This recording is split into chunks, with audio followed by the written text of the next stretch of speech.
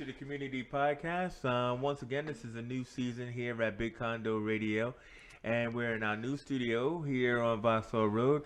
And once again, because it's another year, we're visited by a good old friend, Jubeda from Blackfest, to tell us once again her long list of what's happening from September 21st to the 27th.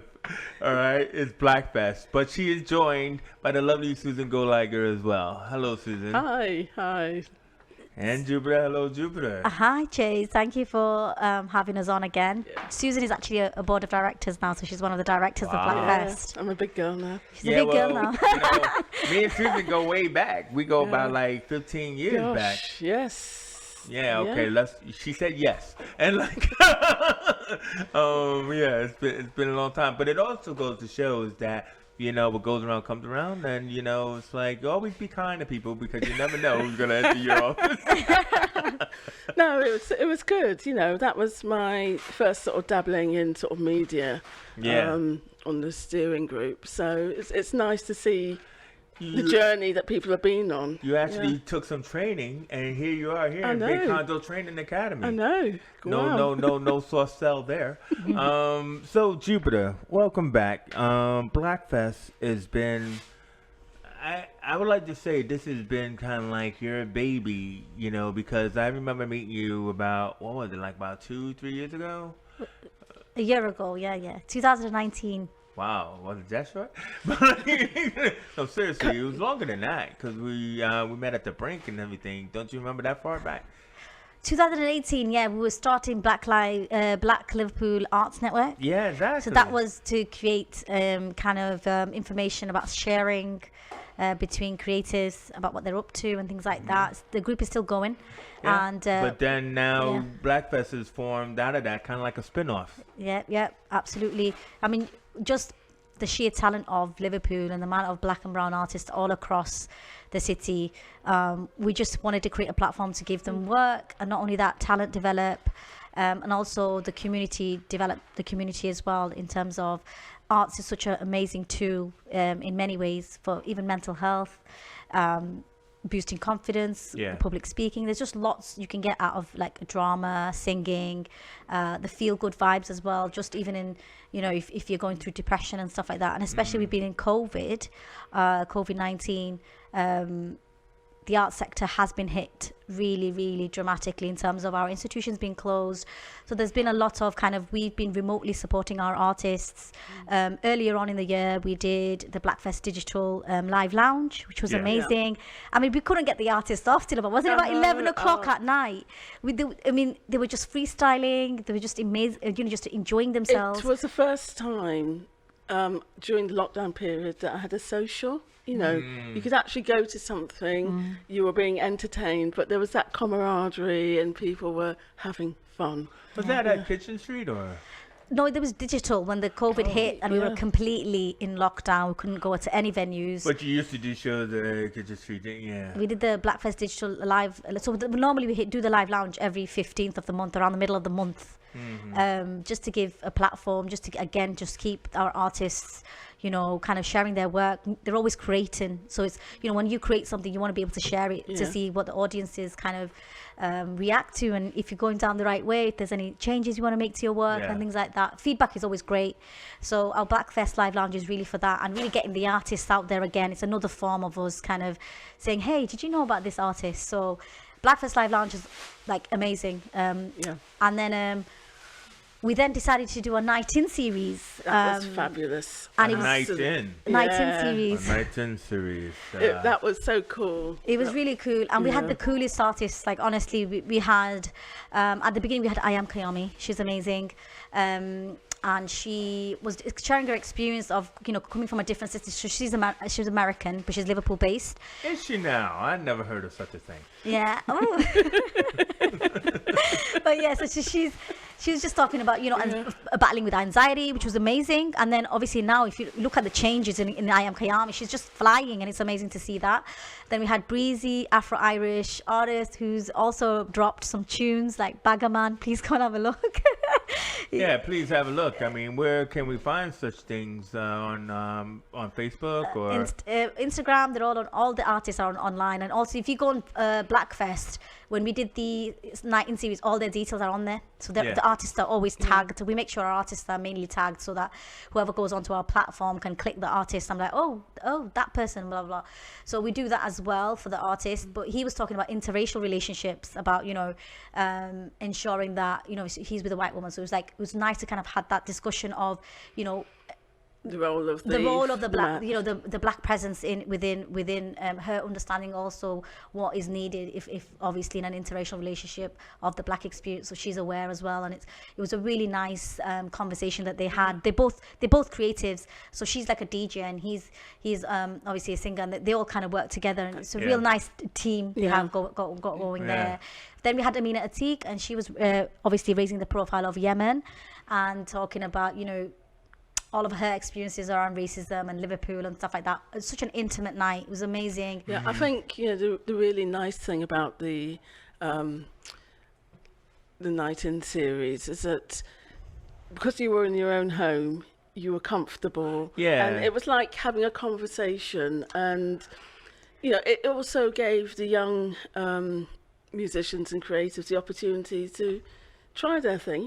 Things like the Wi-Fi wasn't fantastic, but it was still about being able to go out and do it. We really challenged the artists because it was live streamed through our YouTube, so they got the codes and stuff. They're like, oh, we've never done this before, but it was good that they were able to develop themselves that way, like, oh, YouTube streaming, we'll do that. It was great. After obviously in between lockdown in the United series, the death of George Floyd happened, and then we decided to obviously up our game in terms of celebrating Black Boy Joy. We got in Daisy, who kind of as a young person kind of spoke about that and how much it was affecting our artists and stuff. So it was a very deep emotional event, that one, and he had his little brother with him, and it was just really amazing. That it was really cute, but it was just great to kind of have them on there. And then we had after that, the last one we had was Vivi, and she wanted to share about humanity. She wanted to share a really, really important message of positivity and stuff like that. Vivi's a gospel singer. She's got gospel tunes, and she even has released really positive music in terms of politically and stuff like that, fighting the capitalist system, and so she's a positive artist as well. So all the 19 series covered really important issues, and then we started programming for the festival. Oh, okay. So so it sounds really great. I mean, what I think what's great about this new normal that we're in is that, going online is actually been a good plus, because if you had an event in a club, I would have had to have been there to see it. But here, I can actually go back and look for it, so our audience can actually go and look for the Night In series on YouTube, right? Yeah. And, it's on our YouTube channel. Yeah. So that's fantastic. Some good things come out of unpleasant things. And it also showed how with a bit of creativity you can sustain a program, and Jubeda was able to do that. Exactly. And have that technical know-how. I've learnt how to use Zoom and all those. All right. We know you're gonna cry age in this one, aren't you? Right. The other thing I was just gonna say as well, after the death of George Floyd, we kind of wanted to do a creative response. So collectively, we thought the strength of our kind of company is mainly our poets, our writers, and stuff like that. And so we got in touch with like a diverse verse like artists to kind of put together a Black Lives Matter soundscape. We got Breezy again to sound engineer some lovely kind of immersive kind of sounds at the background. Like there was like basically a soundscape. But so basically we had an international artist, and we also had like few people from across the country take part in it. Again, we've got SoundCloud now as well for you to, if you want to have a listen to the full piece. Also what's good is that you don't have to just be local in Liverpool. You can actually branch out, through this whole new internet Zooming network and stuff. So, I mean, usually also too is that I know last time, Jubeda joined us, she had a whole list of events and activities to speak about. But so I'm going to give her that time in a way. is to talk about the upcoming Blackfest. That last time it was public, but now it's online. Yeah. So, first of all, before you go into it, where online will people find it? Would they find it on your YouTube channel? So, give us the handles.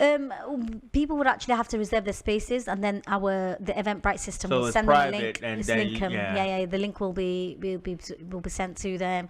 It will be live How do streamed. they reserve their spaces then? It's on Eventbrite, or you can go on www.blackfest.co.uk/events. And then you can get reserve your spaces there. But we've got some amazing, interesting conversations that we're having, sharing work. Again, lots of poets, lots of activists, we've got academics on this time.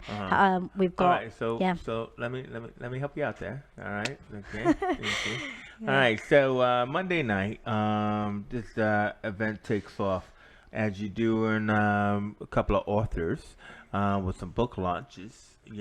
But basically the way it's curated is around the topic of racial profiling in prisons, it seems. Yeah. And stuff like that. So I thought that was kind of interesting because you got young man Ash Nugent, who seems to be following me on Insta and everything like that. But mostly I'm really intrigued about this Keith Lamar because this seems to be something that people need to be made aware of mostly because of his situation and what is going on. So can you just tell me about Keith Lamar, please? So Keith is actually on death row right now. Wow. I think it's like 2023. His sentence has come on. I don't know how I can talk about it because it's just really emotional for me. He's just pleading his innocence, and just please keep hearing his story. We've tagged him all across our platforms. You can actually click on Keith Lamar, Justice for Keith Lamar, Free Keith Lamar, and you can see about his case, his life, and how he's ended up where he's ended up. And he's completely innocent, and he's sat there at death row. We just want to give a lot of profile to him and see if we can get him out. But saying that, in America, there's probably lots of Keith Lamars. Oh yeah, and that's the main message we want to send out. Is like, this is just one person. Yeah, but it's just like, George was one person, Yeah. I mean, the important thing about this story, which I thought was interesting when you explained about it, is that the fact that, like I was telling you, that I've just been watching a new series in America called For Life that 50 Cent had put on. And again, it was about the injustice of the system that seems to, like, unfortunately tag people of color in this way. And like it's just to be able to hear the experience of someone on this night as an opener, I think is just incredibly interesting, brave to provide this platform for Blackfest to provide this platform. He's going to be ringing from prison, guys, so please. I know it's I mean, I would have to probably tune in at the time for this going on. And but Ash, did he write a book as well or something? So we worked with Ash before, so he talks about his experiences of like race, sexual kind of experiences and things like that. And he talks about his being locked up in Jamaica and identity and stuff like that. So his book is, and it's amazing. I mean, he's done it all through lockdown. The artwork, the actual binding, everything is beautiful on it. Every chapter is amazing. Did he do that through Amazon or something? I think I can't be too sure. It'll be better if you kind of log on and kind of. I think it is self-published, but it's best to have a look. Amazon is a really good publisher that provides this opportunity for a lot of new authors even to be able to self-publish their books, because what they do is they do the whole cover gallery and all of that kind of stuff, the prepping of the book, as long as you write the material, and then it's up to you to kind of like market it and get it out there. What is the name of his book? Locks. Yeah. Well, that's simple. It's just amazing. It's just it's just so poetic as well in terms of locks of the hair to being locked up, and there's just so many angles. I mean, he's a poet. He's a poet. He's an amazing writer, and he's also added to our soundscape. And his piece is amazing. Yeah, I know. I mean, that's what I'm trying to say. Please have a listen to the soundscape as well, because he's added to the soundscape, and he's a quality writer as well. Yeah. I mean, so So starting off on Monday night with racial profiling, that's a pretty powerful subject and everything, but it doesn't stop there. On Tuesday, you have an event called Art Practice and Protest that is looking at the impact of the monuments or the statues being torn down and everything. I think you call it not for gain. Yes. Stuff like that, which it's not really very controversial, but it seems a little bit controversial. I think. Well, I think the aspect of it is it's not that it'll be very interesting what comes out in the conversations. Yeah, because it is about privilege, isn't it? At the end of the day, and I think that there's going to be a pro and con in that subject, and I think it's very good to how should we say, facilitate communication. Yes. Definitely. You know what I mean? Who's facilitating that topic, by the way? It's going to be Susan. She's an art historian. Oh, there we go. She's an art historian. Look at that. She buried the lead. She's an artist. She's actually an art historian. I'll let Susan tell a little bit more about herself. Yeah. Actually, she's amazing. I studied art history and was looking at sort of working in museums, but around in the 80s, there were a group of artists that caught my attention, and people like Sonia Boyce, and the Black Arts movement apparently started. I didn't know I was working within the movement. Yeah, working within the movement. Let me think. It's funny how history tells the story of the things that you're doing all at the time. Yeah. And you're here again in another movement. Yes. Yes. That's just so. Yes. Gosh, yeah. Gosh, you're working within the movement again. My thing was really textiles, but the thing I hated about art galleries and museums is that you could never actually touch the exhibits. They're always over there, and you can't get close. So my textiles were sort of a portable handling collection, and they were a bit subversive as well. I could get into places that wouldn't ordinarily have black people coming in or black artifacts going in. And because my textile collection, most of it is inherited, there's a story that goes with it. The other side of it is that when you go into school, all sorts of questions come up. Yeah. Teachers let you in because of the patterns and the colours, and it's something exotic and different. Nice. But the actual questions that are asked are questions that you can actually really get to grips with, like, oh, do they have sewing machines? And they're handling a machine-made or machine-sewn outfit. Yeah. And so it gives you the opportunity to redress some of that imbalance in terms of the education and the history that young people get. It's more powerful when it's hand woven, isn't it? Oh, yes. Yes. I remember my grandmother back in the day were knitting, on a couch and stuff like that. And the patterns, not just the patterns, but just the structure, as you just say, of the textiles. Yeah, the strength of the textiles. The strength of the textiles. But, and certainly as a black woman and a black textile artist, I've learned to call myself an artist now. Yes. Yes, you should.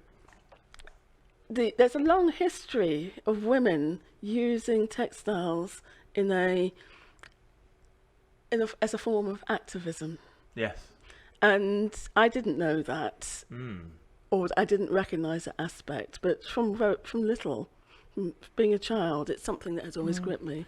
So, some of the stories, the people that we've got coming on this discussion is Ekua Bayonu, who is a sculptor and artist. And she has just such a lovely way with her. A lot of her work is participatory, and within that, the activism comes out. Well, but I think because you're talking about like the textile nature of it. Because I know that's your background, but I think one of the things that intrigued me about the maybe I could say the crux of the conversation of the day was around after that statue was pulled down, another one replaced it. Yes. And so they were like, hey, urban people, see how I said that? Yes. we gave you not just a black statue, but a female black statue. Aren't you happy? Yes. And then you are not happy because of what, Jubeda? Because I'll let Susan take the lead on this one. Oh, okay. because of the privilege, but also the maker was controversial. Yes. Oh, You know. well, is that the word you use? That's the word I use. Yes. Mark Quinn. Mark Quinn. Oh, was God, the nobody sculptor. said name him. I mean, he's been named all over Instagram. To be Yeah, fair, yeah, he has yeah, been named yeah, all over, yeah. all over. Yeah. Whatever. But, Whatever.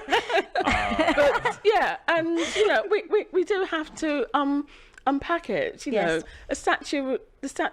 We also have to look at the spaces in which art is and the impact that that has on people. You know what? And I'll just say I seen the picture of that statue, and I thought, well, okay, that's a bold choice, Yeah. and everything. But it's intriguing to me about how the race of the artist. Is this how you're saying you see a black woman? Do you know what I mean? Yeah. So is there anything to that effect? around Yeah, it? there was a lot around that in terms of the sculpture Yeah. itself. I mean, the Yeah. pose, the look. pose, the Yeah. look. I mean, did they play down her kind of figure? I don't know. I don't know. And stuff I like think that. it's pretty good to me, but I mean, I'm just talking about. No, I mean- she looked like a Black Panther. yes, yeah. I mean, and you know, but to be honest, there's a lot of that feel around what is happening now as a result of the death of George Floyd, and even the photographs that you see of the protesters. The lens is looking for that sort of imagery, Yeah. and you know, it's not always a bad thing, but I think in terms of art and moving forward, we need to just think, well, hang on a minute. Are we just doing the same as what's happened before? Or are we having our own voice to say what we need in 2020 Yes. and onwards? Because there's nothing wrong with looking back and recognising and remembering. But in the here and now and to today, what is it that is going to move us forward? We've got a really lovely young artist who's going to be on the panel, and she makes zines, but she makes them from textiles and she uses there felt. you go with your textiles. I know. I mean, Yeah. It's a bit of They- theme they going. gave you your 5 Yeah. minutes. but you know, she uses the scenes to make banners and to make Yeah. No. She I does got badges. She does I lots got of you. little pin badges. and that is a form of activism. Her work. Yeah. And No, definitely. I got it. So again, another amazing night of interesting conversations. So then we move from that to Wednesday the 23rd, where it's going to finally be a spoken word poetry night, which is in your wheelhouse, as you were just giving us. when Could you I were just add telling us about- the conversation with Susan, art practice and protest? That's what I- that's in the day, but in the evening we've got Patrick Graham and Fina Arushi, who they're going to be sharing their books they have self-published. All right, yeah. During lockdown, Jacopo lockdown, and Jacopo football star. That's Fina's one, and Patrick's sharing his Three Little Jamaicans English adventure, and I'm sure you're covering Patrick's work as well, aren't you, Chase? Yeah, we had So- just done an interview with Patrick. So and brilliant. So I don't have to tell you much about that. So you Yeah. can just No. watch but that's going to be the evening time. So on the Tuesday, we've actually got 2 events, which is the art practice and protest in the day, and the evening we're talking about the publishing industry, and that only 2%. There are just 2% black and brown authors within the whole publishing industry. Would you believe that I'm actually a published author myself? Ooh. And then Go she Chase. was gone. So it's available on Amazon, and it's all about love, lust. Either way, let's move on. So, Do you want to come on, Chase? Do you want to come on the conversation? I might be available. Oh. So anyway. I mean, but that's what's fantastic. We're finding that there are people that we didn't know. That were published, like published. Curtis Watt as well. He's been published. Seriously, you didn't know? All No, right. no, but Curtis, honestly, Curtis like commented. It was like, Jubeda, I've got a book as well. I was like, what? So I was just like looking, and it was just I like, think part of that is the damn internet. Yeah. Because stuff doesn't reach, and No, let me say another good part about that. We're talking about authors, black authors, who chose the route of self-publishing. Yeah, that's what we're talking about. Because of the factor that So what yeah. other opportunities were there? Yeah. I mean, Yeah, like, you know, when I Exactly. grew up as a writer, it was always about you had to find an agent, Yeah. a literary agent. Yeah. Let's throw the word literary in there to make it sound more posh. Posh, yeah. And, Bourgeois. okay, I Bourgeoisie. like posh. But then, like, the whole point is the fact that, you know, we have these opportunities and people are taking them. Yeah. You know, so I think that is. I think it is Exactly. really interesting and really quite exciting as well. Yes. because everybody has a story in them. Yeah. Yeah. You know, and I mean, like, they don't just publish any book. I'll tell you, my chapter 1, the editor said no. There was a scene. Anyway, moving on. You can't just publish anything. I'm just telling you. They will read it. Yeah. And we can still read yours though, Chase. We can. Yeah, On Amazon. A lot of people say it's pretty racy, but that's okay. Let's see, 23rd, spoken word night, poetry. A night of poetry. So this is in your wheelhouse, as I was saying before. You know, as you gave us like kind of like a list of events that you were doing pre-COVID and stuff. So now it's like, I know that Jubeda is excited to read us a list, but let's just say that the people who usually perform for Blackfest in all this different incarnations that you already gave us, they'll be performing on this night, won't they? There's quite a few different artists. So we've got Zita Holborn, who's our guest poet, and I she. think I heard of her. Zita Holborn, yeah. Yeah, She's an activist, and obviously she's done a lot of poetry around obviously slavery remembrance and things like that. She's a very, very great activist as well. Yeah. I think she runs a company as well, which we will be uploading like her bio and stuff like that up of soon. course. On our platform, so do have a look about that. And yeah, we've got some amazing poets, some new poets you haven't heard of. Sarah Louise, she runs Society of Queens, and Naima Sawyer, she's another new poet that we haven't like platform before, and there are some obviously emerging artists. So what are the theme for this night, or is it just you just chose them because you like the works, or We love their works, but also it is around obviously Black Lives Matter. We're talking COVID-19. We're talking how disproportionately Black and Brown communities are but a being little affected. bit different from Soundscape, though? Yeah. A little bit different from the Soundscape. The Soundscape was about Black liberation and talking positively about blackness and darkness and trying to shift that narrative. Blackness and darkness.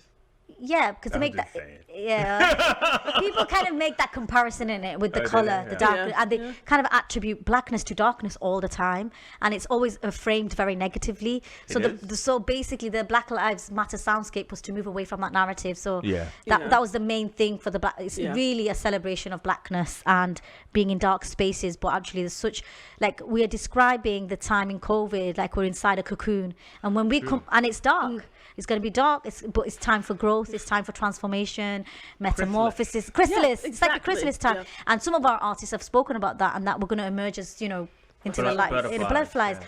But that part in the darkness is so integral. It's so integral, and therefore I think that's the kind of poetry we were going for with the Black Lives Matter. So, love it.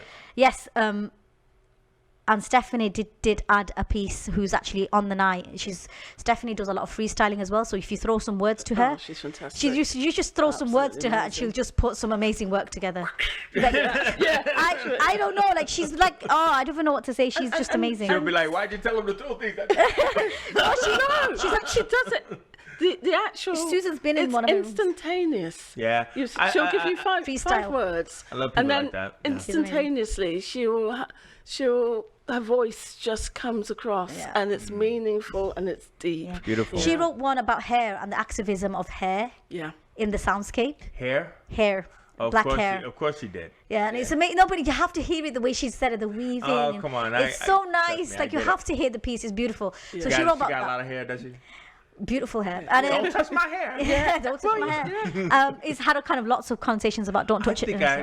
Was she on the Soundscape? Because I think I heard one of the stories on the Soundscape Yeah, about that. hair. Yeah. So she did one. But what I wanted to say about Steph is she's also a LIPA graduate. So she's she's got like she's a LIPA graduate. She's an actress. She's a teacher. She teaches down south now in London, but she's amazing and she's got Liverpool connections anyway. Okay. And we've got Parry as well, and Addy G. You know Addy G. I know Addy G. You can't not mention Addy G. You can't mention. I can't go away from not mentioning Addy G. Addy G is going to be performing, and again, another amazing writer. You have to listen to him. I know. He's fantastic. I mean, it's a night of great poetry and stuff like that. Only reason why I'm trying to get through the list is because there's a lot of important things going on, like Thursday. Yes. You wanted to talk about Thursday, so I'm trying to give you the space. Okay? Yeah. Right. So Thursday is the Black LGBTQI Matters. Yes. So it's about being a person of color and talking about the experience of queerness. We're also going to be talking about trans lives matter, but also going to be talking about being non-binary. There's quite a selection of artists that are just fantastic. They're activists. Yeah. They are always raising awareness about the trans community, the non-binary community, and all of that. And some of them, you know, we've got an amazing artist called Mandela Ray. She talks about also being respected just as an artist and things like that. So it's going to be a very interesting conversation. We've got Felix Mufti Wright, who also, he's been doing some protests during lockdown about Black Lives Matter and also Black Trans Lives Matter and Black LGBTQI Matters. Kira Jeffers, another one. Aisha Palmer, she's been using her social media to really raise the voices of non-binary, the trans community. And yeah, Mandela Ray, Akira Jeffers as well, another one. She also talks about, you know, just body positive stuff as well. She talks about body positive kind of things, subject matter. So that's going to be such an amazing night. So Craig Adams. Is that moderated or? Yeah, Craig Adams going to be moderating. He's one of our board of directors as well, Craig, and he obviously identifies as being queer. So it's definitely an important conversation. And obviously, when we look at hate crime, one of the things that people actually target is sexuality. Yeah. You know? Yeah. No. Gender. That sounds really Gender. powerful and stuff. So it's like it's a panel discussion then. It's a discussion. I mean, the artists they are writers. They are also artists. They may be sharing some work, you know. So it'd be a mixture of conversations and sharing some more work of their writing. Yeah. Yep. And then like so Friday seems to be a skip day because you know we had all this talking going on. No, Friday we may, and that's just a may, have a conversation on colorism, but we haven't kind of discussed that properly. I thought you said that was going to be Sunday, but okay. No, Sunday's something else. Yeah, I know there's something else, but I thought you said that was going to be a topic. Anyway, moving on. But Friday for now is like, you know... Surprise! Right, Mystery Night. Mystery Night, yeah, that's good. Mystery That's a good title. Do you like that? Yeah. You can have that for free. Yeah. So, or it could be a day off from just your social medias because we are also conscious about just being online constantly. Overloading you with information. These headphones hurt. Oh, I mean, man. I think that's one of the sort of things about this sort of digital era that we're in. Because of COVID, it just makes it so difficult to meet. Well, yeah, but what I like about it is that you're not doing like DC fandom. It's like it's not like it comes on and it disappears after 24 hours.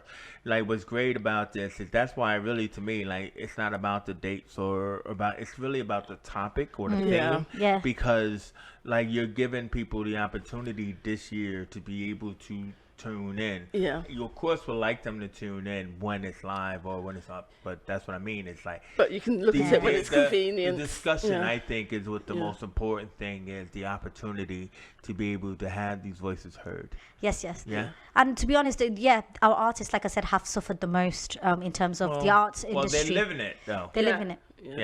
Yeah. So then we have a night of fun on Saturday the 26th. We have Old School and the New School. Do you like the title? Old School, New School. Well, I'm from the days of the leaders of the New School, girl. Yeah. You know, I know Charlie Brown and Busta Rhymes. You know what I mean? So this is all about the music industry. Yeah. Yes. And, you know, we got some good old friends on this night, on this panel, starting with Jennifer John hosting it. Yes. And Legend. everything. You have to say legend. Well, she is a legend. I don't have to say it. You don't have to force me to. I've known her for time and stuff, you know. But then there's also my good old friend Yao Wusu from the Lymph, you know, who's going to be there. Panel discussion, yep. A what discussion? A power? Panel discussion about the music is industry. good as well. Power Power. discussion. It could be actually, that's good. Power discussion. We'll call it a power discussion, actually. You can have that, but I'm gonna start taking money. You take one more from me.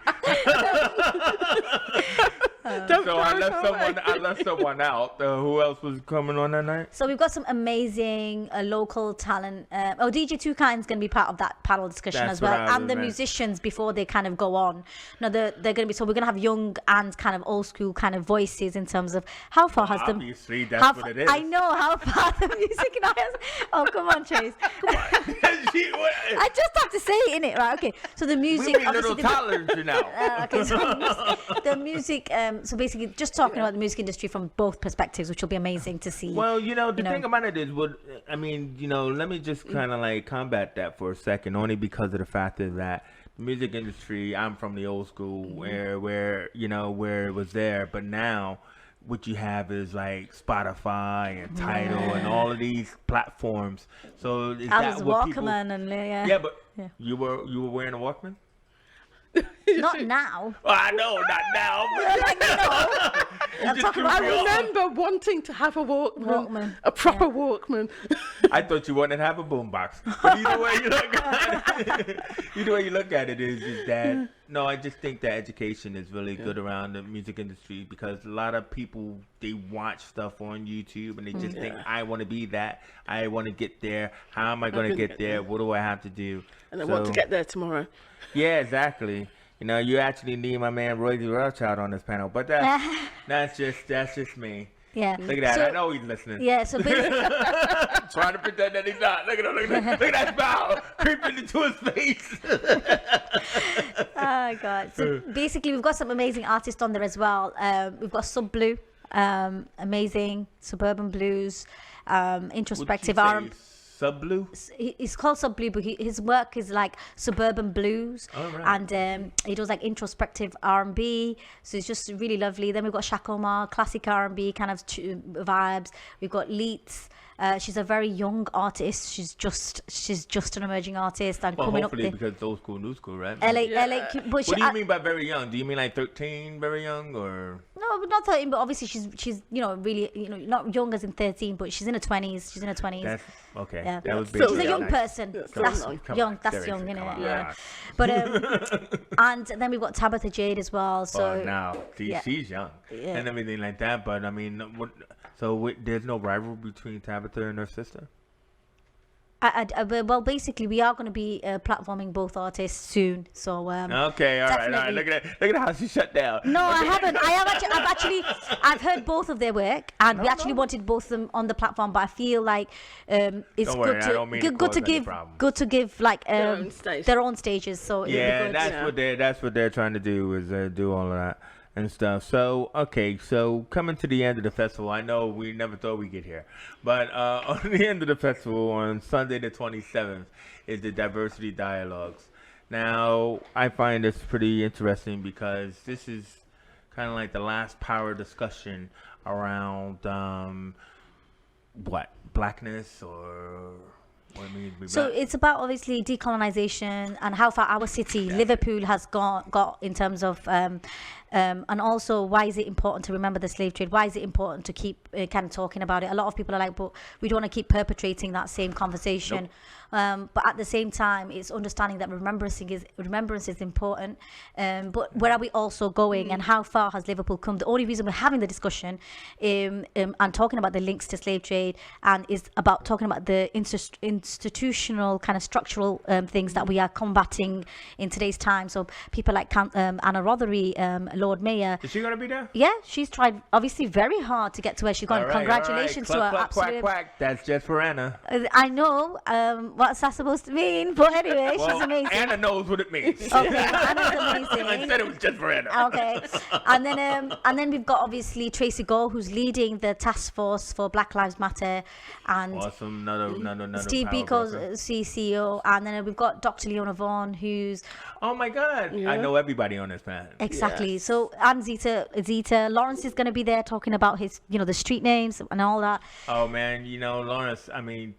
And Steve Enzi about his community work as well. So quite a lot of voices there.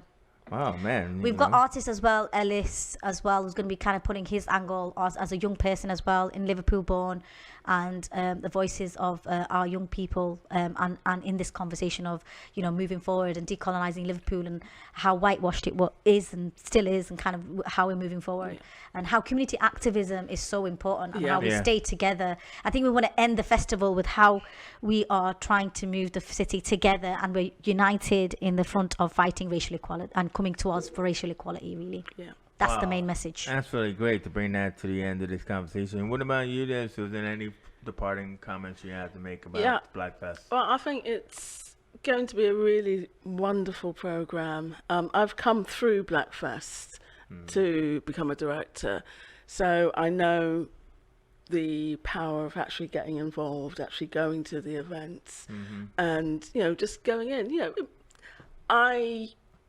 I'm from over the water, so Right, time to go. I can swim. No, but, you know, it's certainly last year was transformational, absolutely transformational. I went as a participant and ended up as a performer.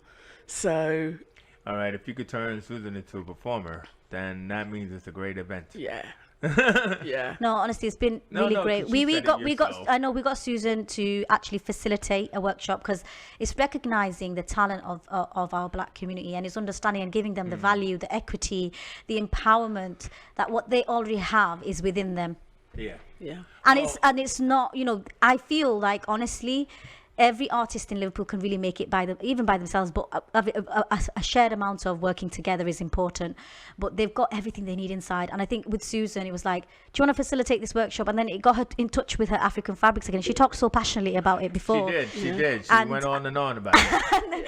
After delivering that first workshop, it was like, actually, do you know what? This is amazing. And she just took a real long journey, you know, from facilitator to being part of the Empowering Women's Project. And then I was like being a performer at Blackfest. And then it's like, actually, we want to see this, if we're going to see this platform grow, there's more, you know, great work we can do with most of the artists to feel that empowerment. But just going back to the first event, I just wanted to mention Tayo Aluko. We know Tayo. And he's going to be sharing some architectural work around prison abolishment. And also Dee Hunter, we've got a writer on board who writes about Chav solidarity. So he's talking about race and being working class. As well, so it's gonna be a very interesting night. The opening night, it's gonna be power on a huge grand scale, and then also we're finishing it on a grand scale. So no, definitely. So thank you for coming in and sharing this, event like you did last year, did it this year, and like this time. We all can grab a look into this event because it is online. It will be available on the Blackfest streaming platforms as well. And I want to thank once again Susan Goligher and Jubeda for coming in here to the Big Condo studio. Yay. Not afraid, but very afraid. I'm Chase Johnson. This is the Community Podcast, and we're out of here. Thank you so much for having us, Chase. And just the other thing I just wanted to add, you can follow our socials, Blackfest Creatives, on Insta and on Facebook, and on our Twitter it's at @fest_black, and we've got a YouTube channel as well. Please follow our YouTube channel. And just want to say, Blackfest is a real story of survival, and that's what us as Black people do, is survive. Wow, that closed it. Please.